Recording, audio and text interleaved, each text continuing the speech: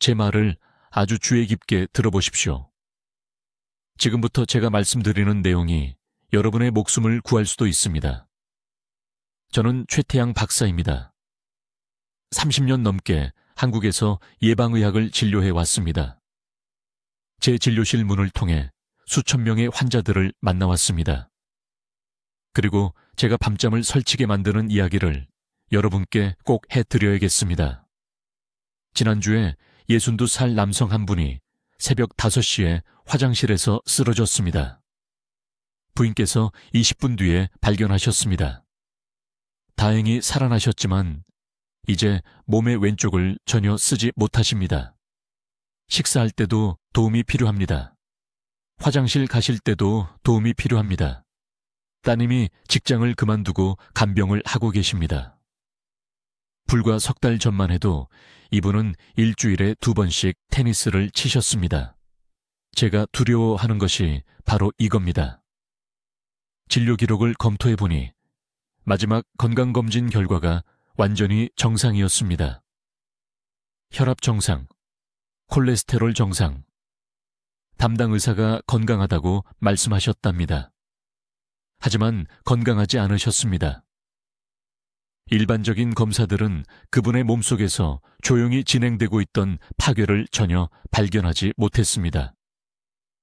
지금 당장 해보시기 바랍니다. 가능하시면 일어나 보십시오. 10걸음을 걸어보십시오. 숨이 약간 차셨습니까? 잠깐이라도 중심을 잡아야 했습니까? 목 옆을 만져보십시오.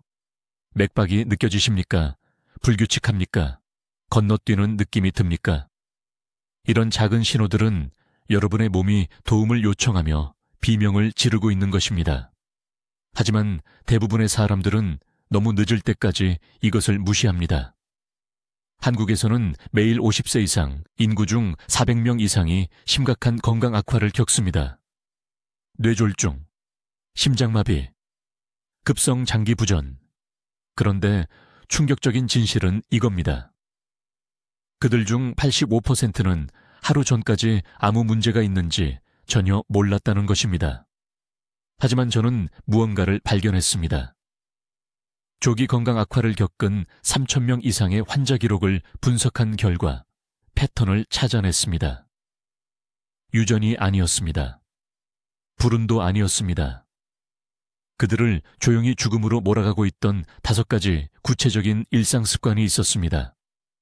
가장 나쁜 점은 무엇일까요? 이 습관들은 완전히 무해해 보인다는 것입니다. 사실 그중 일부는 여러분의 담당 의사가 하라고 말씀하셨을 수도 있는 것들입니다. 자, 여러분이 지금 무슨 생각을 하시는지 압니다. 나이 들고 있으니 자연스러운 거라고 생각하고 계시겠죠. 잠깐만요. 나이 문제가 아닙니다. 제 환자 중에는 80대인데 산에 오르시는 분들이 계십니다. 90대인데 혼자 사시면서 직접 식사를 하시는 분들도 계십니다. 그리고 50대인데 계단 한 층을 오르지 못하고 가슴 통증을 호소하는 분들도 봤습니다. 차이는 나이가 아닙니다. 차이는 그들이 매일 아침 무엇을 하느냐입니다. 여러분의 몸에는 자연재생 시스템이 있습니다.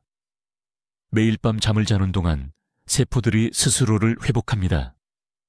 혈관이 스스로를 청소합니다.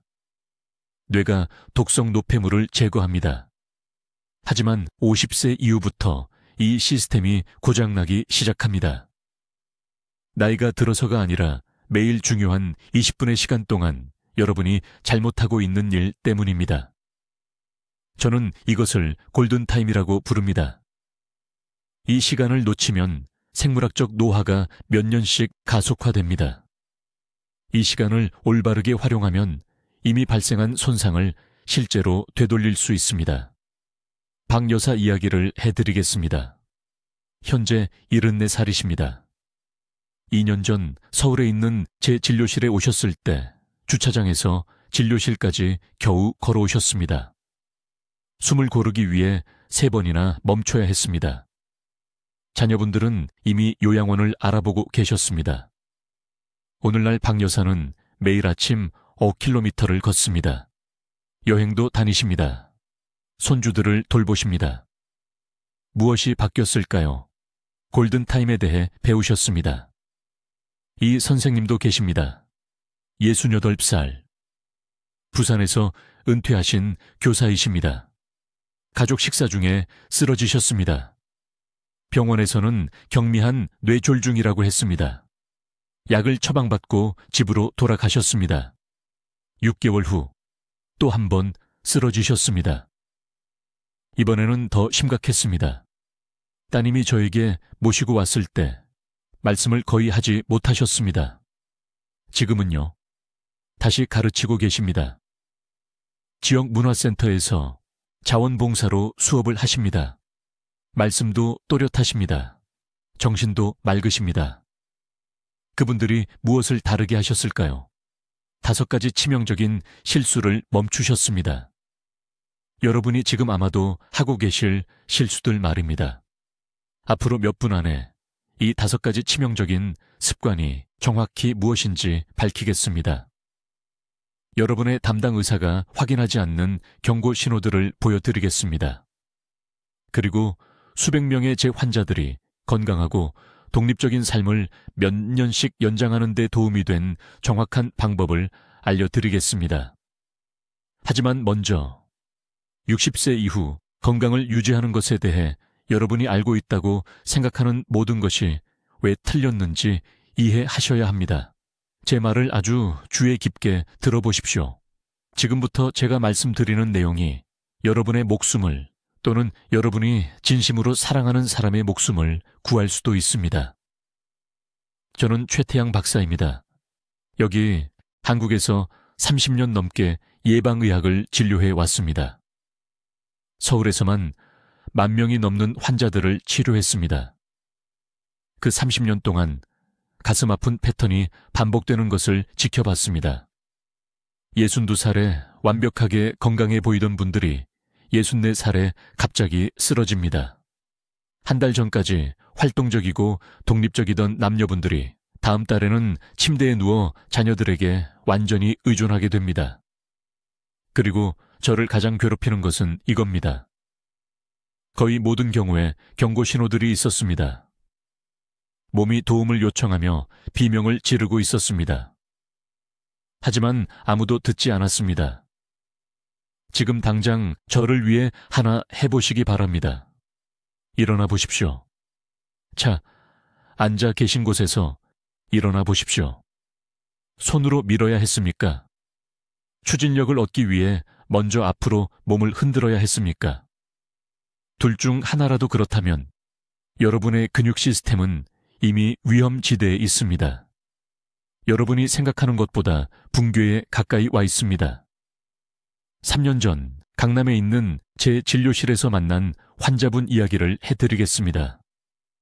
박 선생님은 63살이셨습니다. 가벼운 피로를 호소하며 저를 찾아오셨습니다. 심각한 건 아니라고 하셨습니다. 그냥 평소보다 좀 더 피곤하다는 것뿐이라고요. 가족들은 의사는 기본적인 혈액 검사를 확인했습니다. 모든 수치가 정상이었습니다. 콜레스테롤 수치도 괜찮았습니다. 혈당도 적절했습니다. 혈압은 약간 높았지만 관리 가능한 수준이었습니다. 저는 박 씨에게 다른 질문을 했습니다. 손주들과 놀고 난 후 바닥에서 일어날 때 잡을 것을 찾으시냐고 물었습니다. 그는 잠시 멈췄습니다. 생각해 보더니 고개를 끄덕이며 그렇다고 했습니다. 그 한 가지 대답만으로 제가 알아야 할 모든 것을 알 수 있었습니다. 저는 대부분의 의사들이 검사할 생각조차 하지 않는 추가 검사를 실시했습니다. 근육 단백질 수치 검사, 세포 염증 지표 검사, 미토콘드리아 기능 검사를 했습니다. 그리고 제가 발견한 것은 저조차 충격을 받을 정도였습니다. 겉으로 보기에 건강해 보이던 이 남성은 이미 세포 수준에서 심각한 근육 퇴화를 겪고 있었습니다. 그의 몸은 내부에서부터 스스로를 잠식하고 있었습니다. 그는 아마 18개월 후면 심각한 낙상, 고관절 골절, 또는 그보다 더 나쁜 상황을 맞이할 것이었습니다. 거의 아무도 이해하지 못하는 것이 있습니다. 64세나 65세에 일어나는 쇠약은 64세나 65세에 시작되는 것이 아닙니다. 그것은 몇 년 전부터 시작됩니다.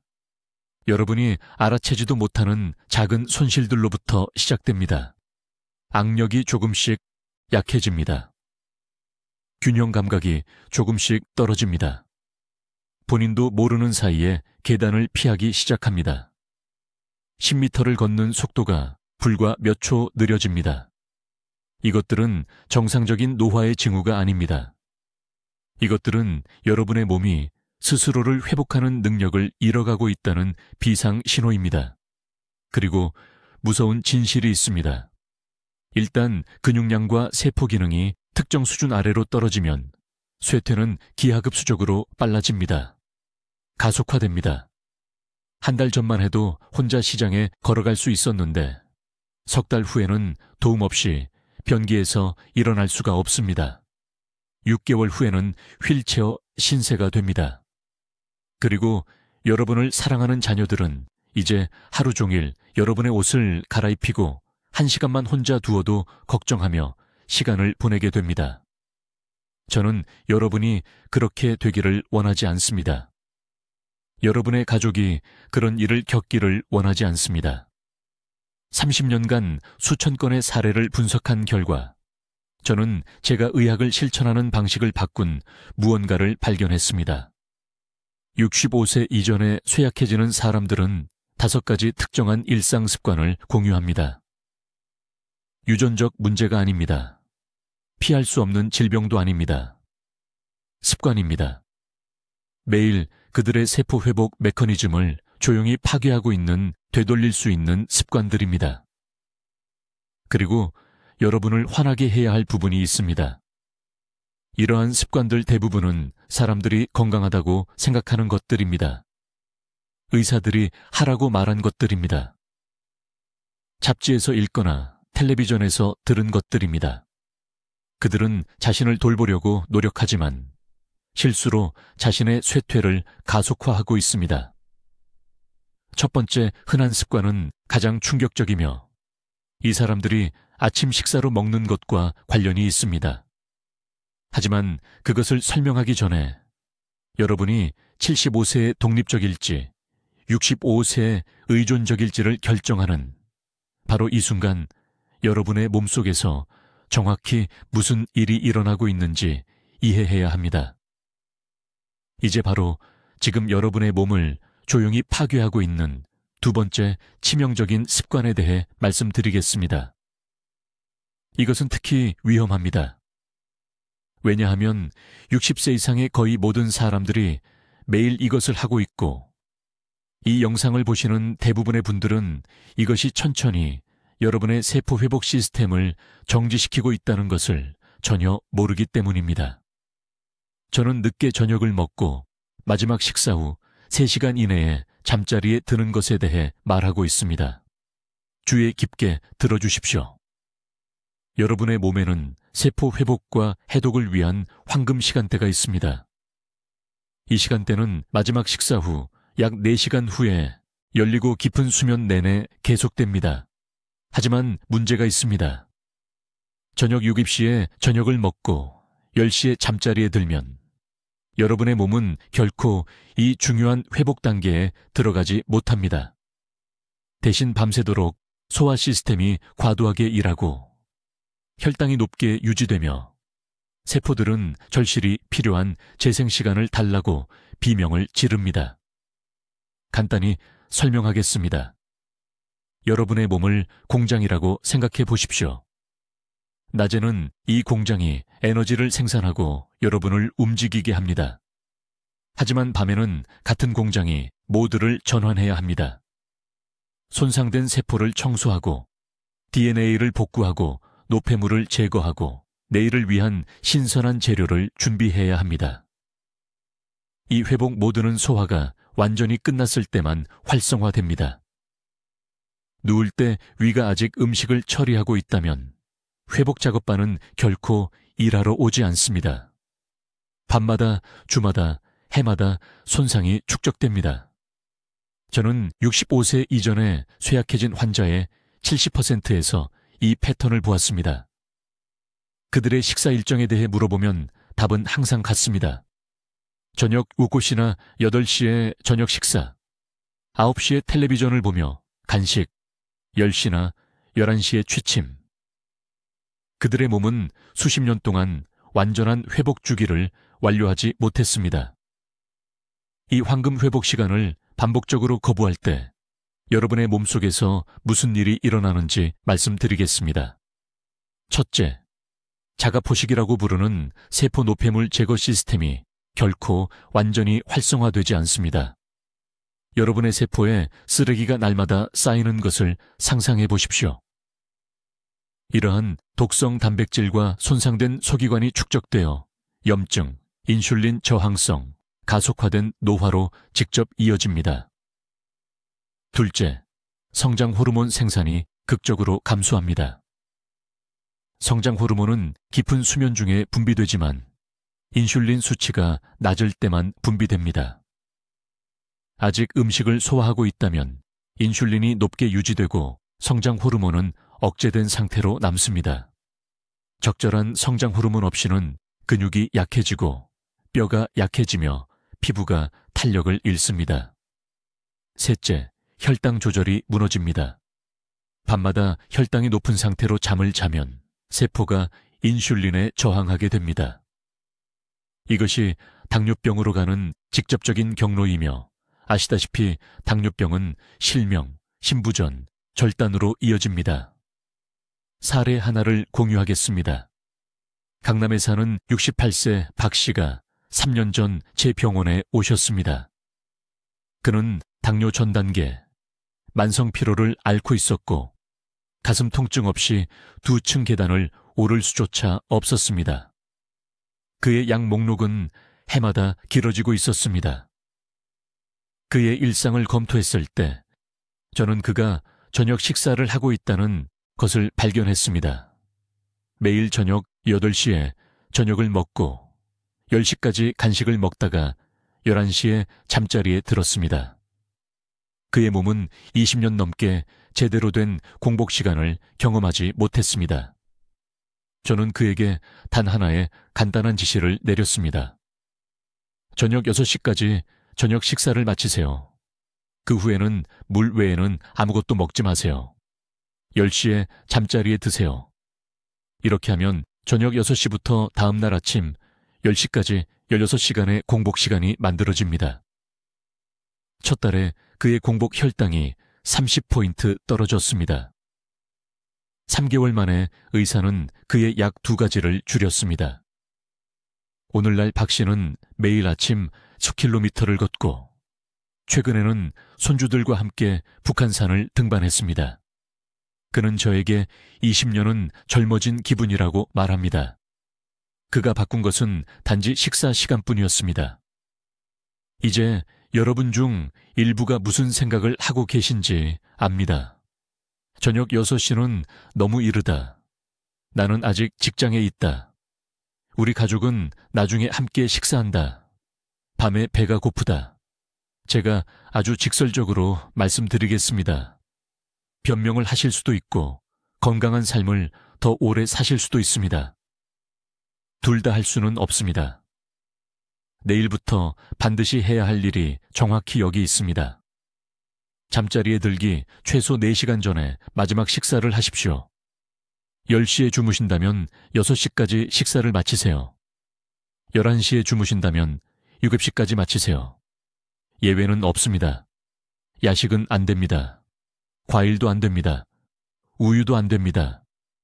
물이나 무가당 차만 가능합니다. 잠자리에 들기 전 그 4시간 동안 여러분의 몸은 소화를 완료하고 인슐린을 낮추고 수면 중에 일어나는 중요한 회복 작업을 준비할 것입니다. 이제 세 번째 중요한 요소에 대해 말씀드려야 하는데 이 부분에서 대부분의 사람들이 가장 큰 실수를 합니다. 그들은 이것을 이해한다고 생각하지만 완전히 거꾸로 하고 있습니다. 이것은 타이밍에 관한 것입니다. 여러분이 하는 모든 것의 타이밍입니다.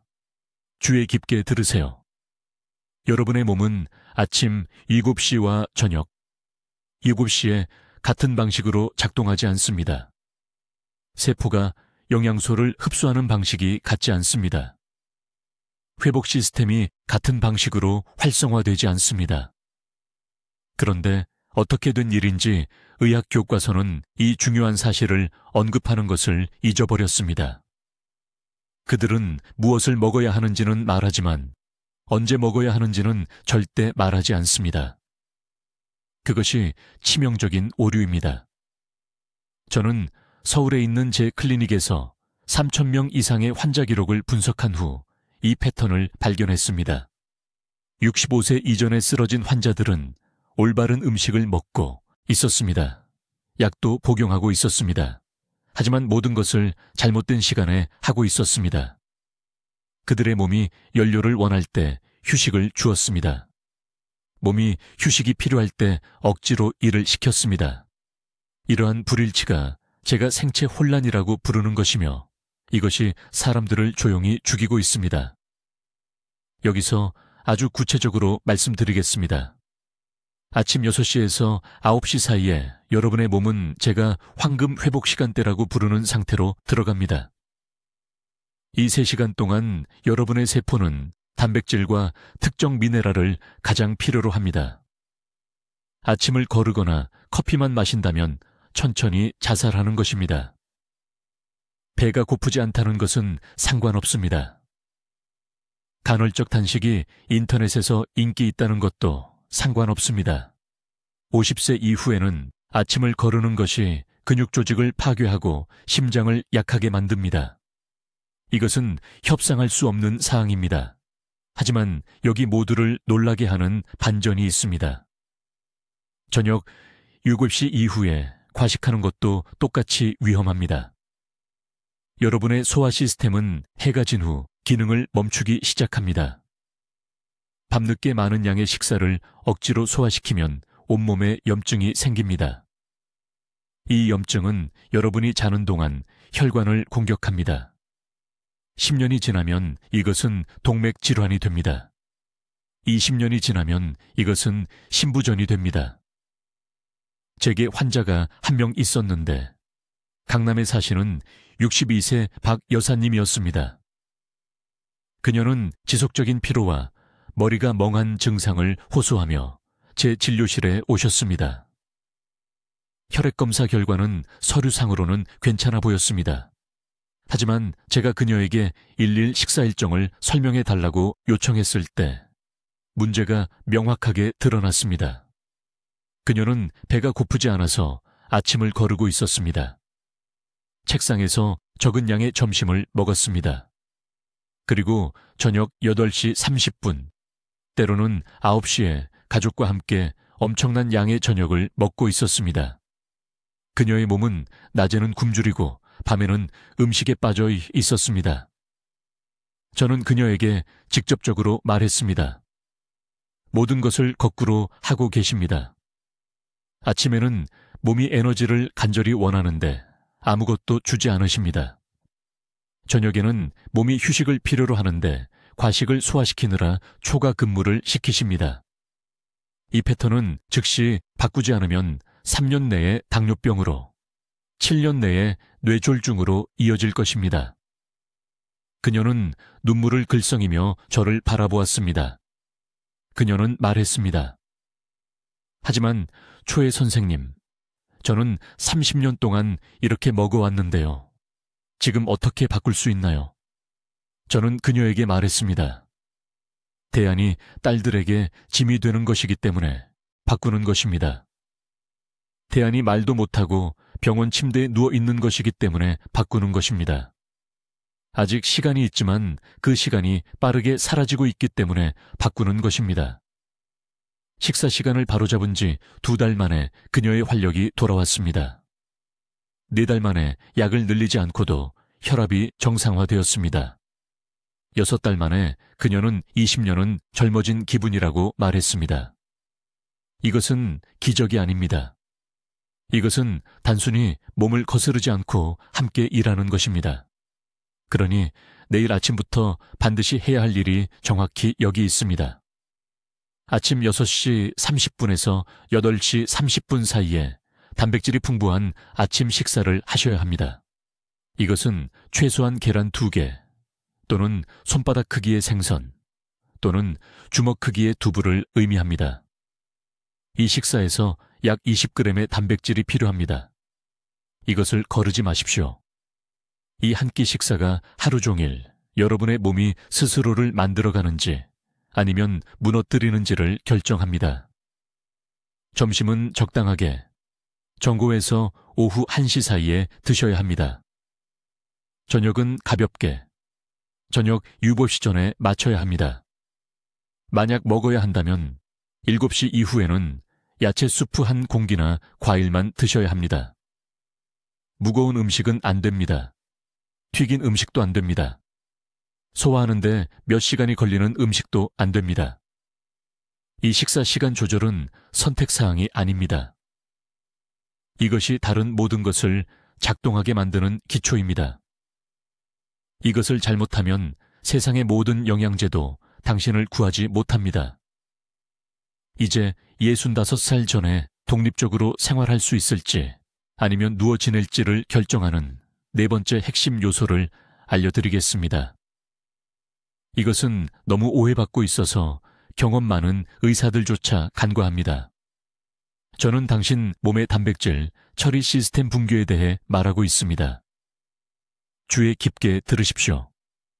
50살 이후에는 소화관 내부에서 위험한 일이 발생합니다.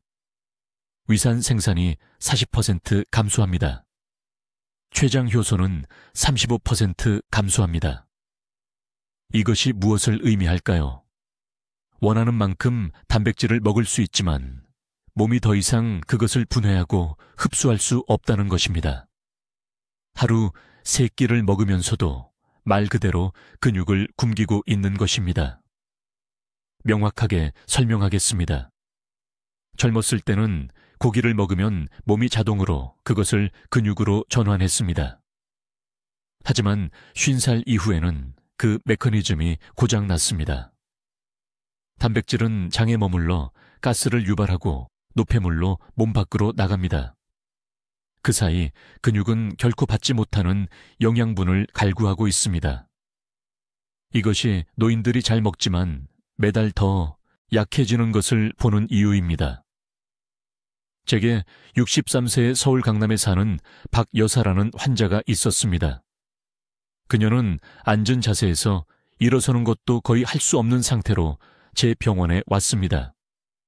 딸이 매일 아침 옷 입는 것을 도와줘야 했습니다. 박 여사는 겁에 질려 있었습니다. 눈물을 글썽이며 자녀들에게 짐이 되고 싶지 않다고 말했습니다. 그녀는 매일 고기를 먹고 우유를 마시며 모든 표준 조언을 따르고 있었습니다. 하지만 근육량 검사 결과 단 2년 만에 골격근의 18%를 잃었습니다. 문제는 그녀가 먹는 것이 아니었습니다. 문제는 그녀의 몸이 더 이상 그것을 처리할 수 없다는 것이었습니다. 이것이 지금 50살 이상의 수백만 명의 사람들에게 일어나고 있는 조용한 재앙입니다. 당신의 소화력이 죽어가고 있는데 아무도 말해주지 않습니다. 이해해야 할 것은 이것입니다. 단백질에는 2가지 유형이 있습니다. 분해하는데 강한 소화력이 필요한 완전 단백질이 있습니다. 그리고 약해진 시스템이 실제로 사용할 수 있는 미리 소화되거나 쉽게 흡수되는 단백질이 있습니다. 50살 이후에는 단백질 전략을 완전히 바꿔야 합니다. 큰 쇠고기 조각을 먹으면 강해진다는 생각을 버리십시오. 당신의 위는 더 이상 그것을 처리할 수 없습니다. 대신 이미 더 작은 성분으로 분해된 단백질이 필요합니다. 발효된 된장이 한 예입니다. 부드러운 두부도 있습니다. 찐 계란찜, 곱게 갈은 생선죽. 이것들이 노화된 소화 시스템이 실제로 흡수할 수 있는 단백질입니다. 하지만 아무도 가르쳐주지 않는 중요한 부분이 있습니다. 50살 이후에는 양보다 시간이 더 중요합니다. 잘못된 시간에 단백질을 먹으면 약 대신 독이 됩니다. 소화 효소는 아침 7시에서 9시 사이에 가장 강합니다. 이것이 단백질 섭취의 황금 시간입니다. 소화력이 가장 약할 때인 밤에 무거운 단백질 저녁 식사를 하면 그 단백질은 밤새 장에서 썩어 간과 신장을 손상시키는 독성 화합물을 만듭니다. 박 여사는 제 프로토콜에 따라 3가지 구체적인 변화를 했습니다. 첫째, 저녁에 고기 먹는 것을 완전히 중단했습니다. 둘째, 매일 아침 7시 30분에 반숙 계란 2개를 따뜻한 물과 함께 잘 씹어 먹었습니다. 셋째, 점심에 된장국을 추가했습니다. 이것들은 흔한 한국 음식으로 비싸지 않고 복잡하지 않습니다. 6주 만에 그녀의 다리 힘은 도움 없이 일어설 수 있을 만큼 향상되었습니다. 3달 만에 그녀는 독립적으로 시장까지 걸어갔습니다. 그녀의 딸이 감사의 눈물을 흘리며 저에게 전화했습니다. 박 여사는 비싼 치료가 아니라 단백질 흡수 시간을 고쳐서 존엄성과 독립성을 되찾았습니다. 이제 필요한 정확한 수치를 알려드리겠습니다. 50살 이후에는 근육 붕괴를 막기 위해 하루에 최소 60g의 흡수 가능한 단백질이 필요합니다. 하지만 기억하십시오. 단순한 단백질이 아니라 흡수 가능한 단백질입니다. 계란 2개는 12g을 줍니다. 순두부 1그릇은 10g을 줍니다. 찐 생선 1인분은 18g을 줍니다. 이것을 계산해서 매일 60g에 도달하는지 확인하십시오. 아침과 점심 식사에 집중해서 드십시오. 지금 즉시 확인해야 할 경고 신호가 있습니다. 지금 의자에 앉으십시오. 손을 사용하지 않고 일어나십시오. 이것을 부드럽게 할 수 없거나 앞으로 흔들어 힘을 만들어야 한다면 근육 단백질 상태가 이미 위험 지역에 있는 것입니다. 이것은 정상적인 노화가 아닙니다. 이것은 단백질 흡수 불량 위기이며 황금 시간 내에 행동하면 되돌릴 수 있습니다. 넘어져서 엉덩이뼈가 부러질 때까지 기다리지 마십시오. 보행기가 필요할 때까지 기다리지 마십시오. 당신의 몸은 지금 당신에게 신호를 보내고 있습니다. 너무 늦기 전에 그것을 듣고 오늘 단백질 전략을 바꾸십시오. 이제 65살 전에 몸을 파괴하는 5번째 중요한 습관입니다. 이것은 잠자는 동안 발생하기 때문에 가장 위험합니다. 쉬고 있다고 생각하지만 세포는 질식하고 있습니다. 저는 수면 중 얕은 호흡과 하루 종일 만성 산소 부채에 대해 말하고 있습니다. 주의에 깊게 들으십시오. 뇌는 총 산소 공급량의 20%를 사용합니다. 50살 이후 대부분의 사람들은 제가 붕괴된 호흡 패턴이라고 부르는 것을 발달시킵니다. 혈류에 충분한 산소를 공급받지 못하고 더 중요하게는 이산화탄소를 효율적으로 배출하지 못합니다. 이것은 몸의 모든 질병 과정을 가속화하는 독성 순환을 만듭니다. 무슨 일이 일어나는지 보십시오. 깊게 호흡하지 않으면 혈액이 약간 산성화됩니다. 이 산성 환경은 영양소가 세포에 들어가는 것을 더 어렵게 만듭니다. 앞서 말한 단백질 기억하십니까? 그 마그네슘. 혈액 산도가 맞지 않으면 세포에 제대로 들어갈 수 없습니다. 녹슨 자물쇠에 열쇠를 밀어 넣으려는 것과 같습니다. 모든 것이 막힙니다. 저는 환자 한 분이 계셨는데 서울 강남구에 사시는 62세 박 씨였습니다. 그분은 지속적인 피로감, 머리가 멍한 증상, 그리고 근육 무력감을 호소하며 제 병원을 찾아오셨습니다. 혈액 검사 결과는 비교적 정상이었습니다. 식단도 괜찮은 편이었습니다. 그런데 제 진료실에 앉아 계신 모습을 관찰하다가 뭔가를 발견했습니다. 호흡이 너무 얕아서 가슴이 거의 움직이지 않는 것이었습니다. 세어보니 분당 고작 8호에 숨을 쉬고 있었고 각 호흡마다 폐활량의 약 20%만 사용하고 계셨습니다. 저는 간단한 질문을 드렸습니다. 아침에 일어나면 입이 마릅니까? 그분은 네, 매일 아침마다 그렇다고 하셨습니다. 바로 이것이 신호입니다. 수면 중 입으로 숨을 쉰다는 것은 만성적인 산소 부족 상태에 있다는 뜻입니다. 매일 밤 8시간 동안 몸이 생존 모드에 있는 것입니다. 여기서 충격적인 부분이 있습니다. 박 씨는 15년 넘게 이런 상태였습니다. 15년간의 산소 결핍이었습니다. 세포가 급격히 노화되는 것도 당연했습니다. 62세밖에 안 되셨는데 75세처럼 느껴지는 것도 당연했습니다. 그래서 저는 그분에게 황금 시간대 호흡법을 가르쳐 드렸습니다. 이것이 바로 오늘 밤부터 시작하셨으면 하는 정확한 기법입니다.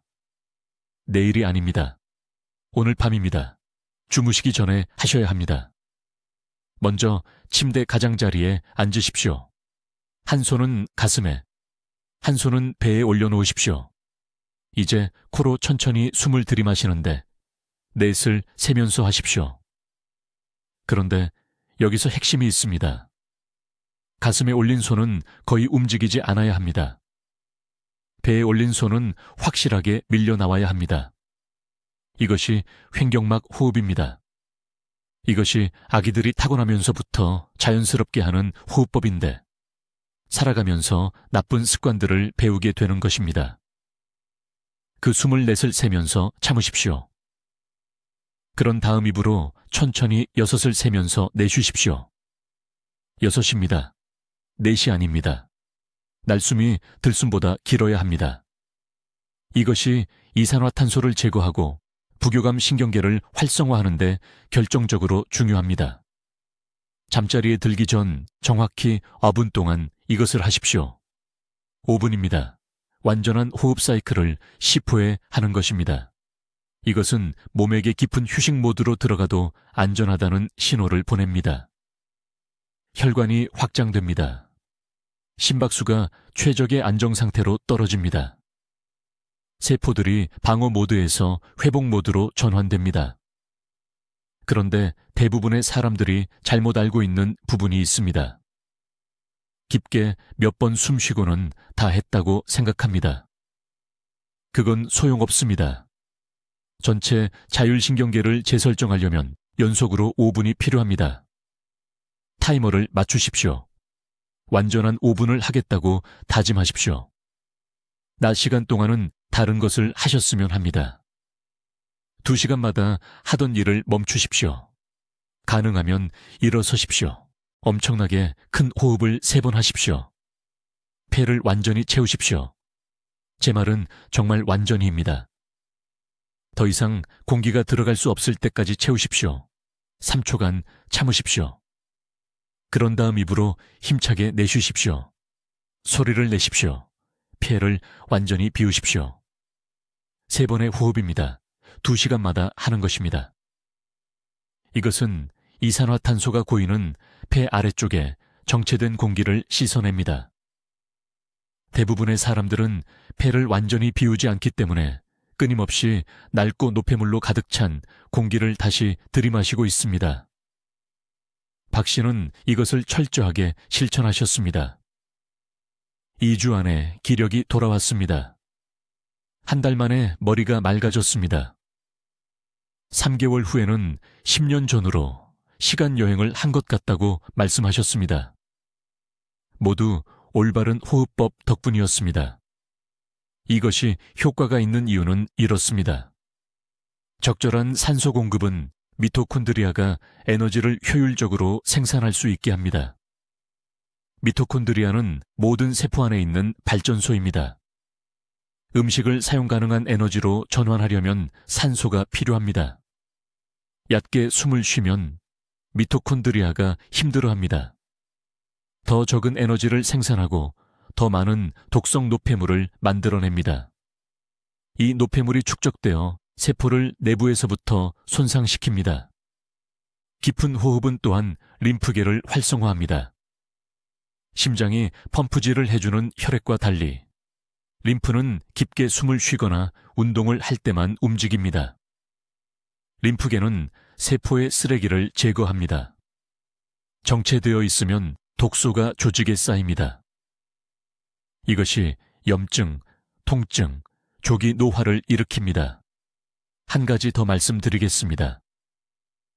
코골이가 심하거나 배우자가 주무시는 동안 숨이 멈춘다고 말한다면 수면 무호흡증이 있을 수 있습니다. 이것은 평범해 보이지만 사실은 의학적 응급 상황입니다. 즉시 한국의 수면 클리닉에 가십시오. 검사를 받으십시오. 수면 무호흡증은 말 그대로 밤새 수백 번씩 질식시킵니다. 심장, 뇌, 모든 것을 파괴합니다.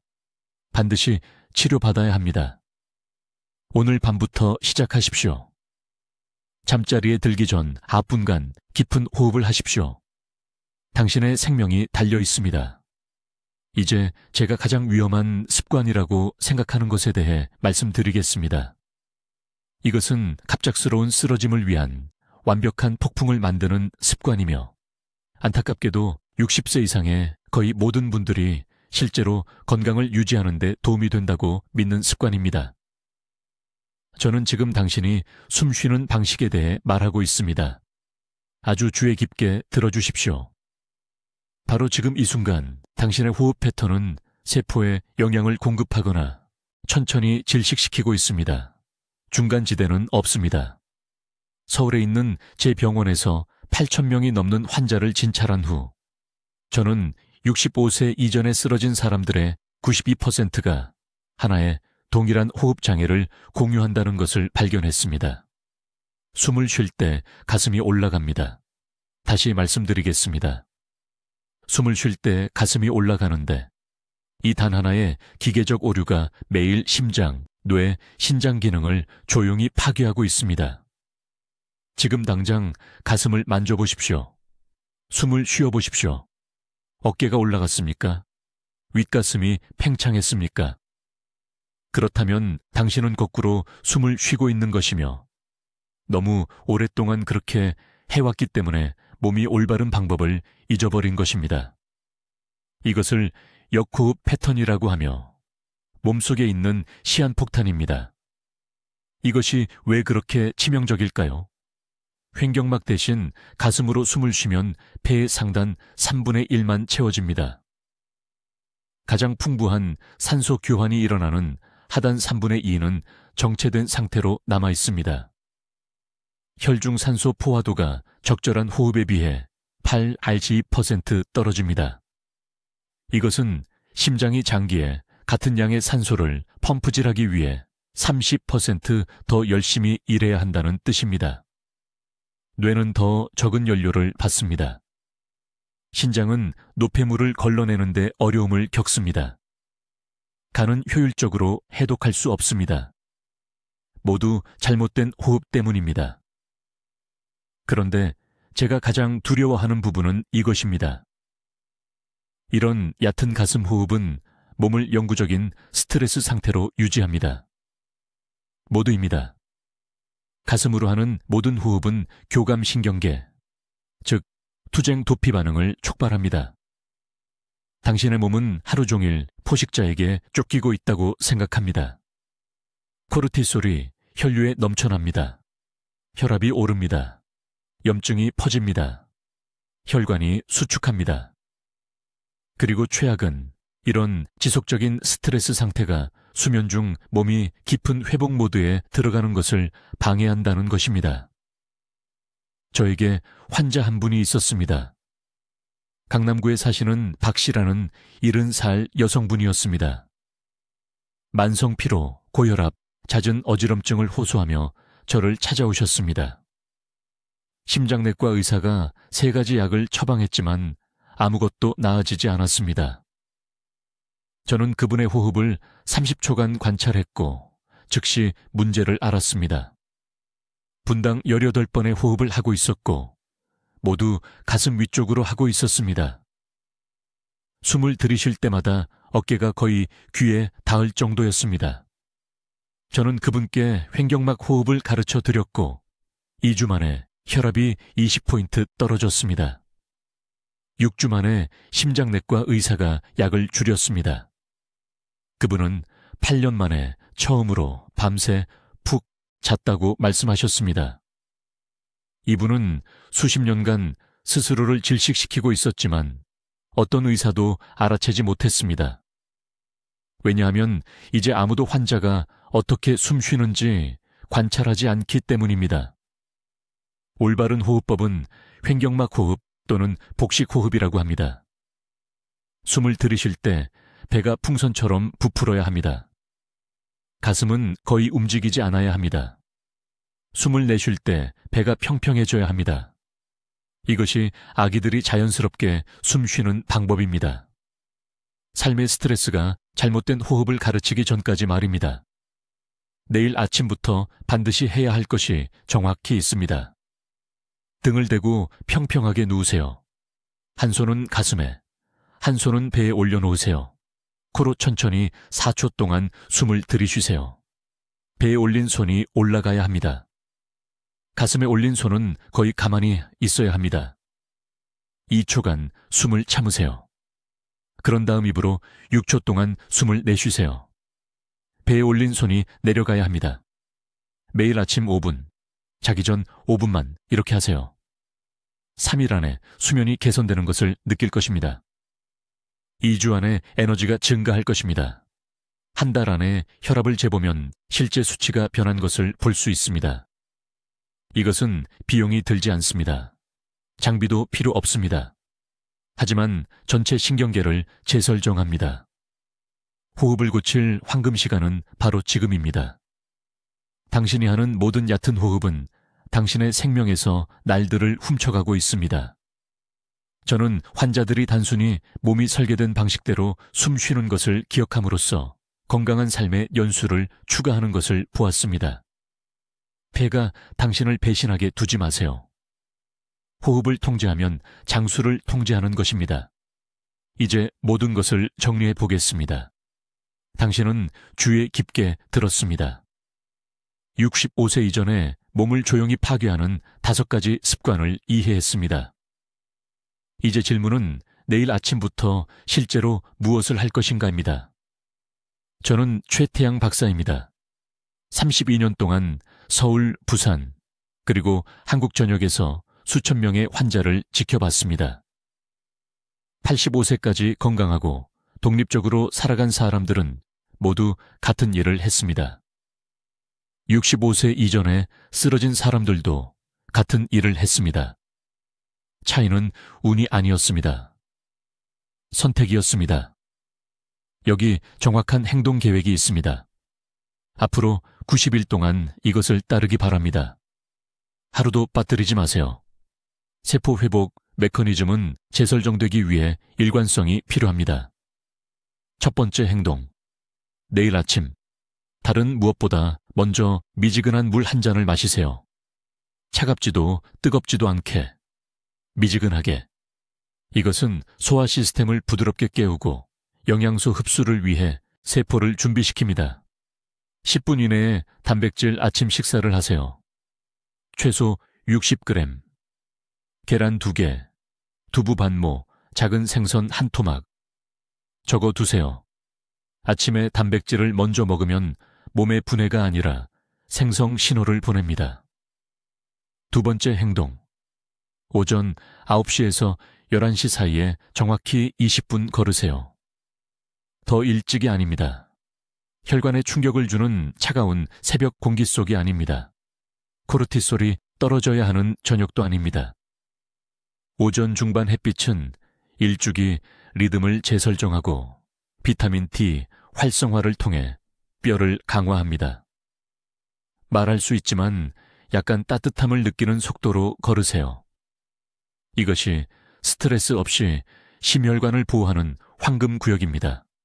세 번째 행동. 자기 3시간 전에 식사를 완전히 중단하세요. 완전히 중단하세요. 음식을 소화하는 동안 몸은 세포 손상을 복구할 수 없습니다.